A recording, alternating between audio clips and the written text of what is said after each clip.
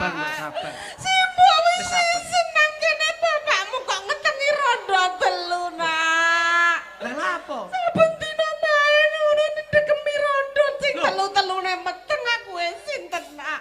Bapak iku lak dadi pengusaha kondang. Pengusaha tinggi ngopeni purel duwike tinggi ngopeni wedokan telu. Kowe iki anakku wis gerang kan piye urusana bapakmu?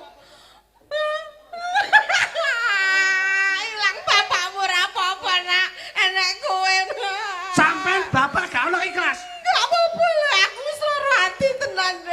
Yen nganti bapak toto ndok papan kene. Aku sing ngadepi mbok. Kok pateni ora apa-apa sih, Mbok ya, Le. Ganti cerita. Yen kok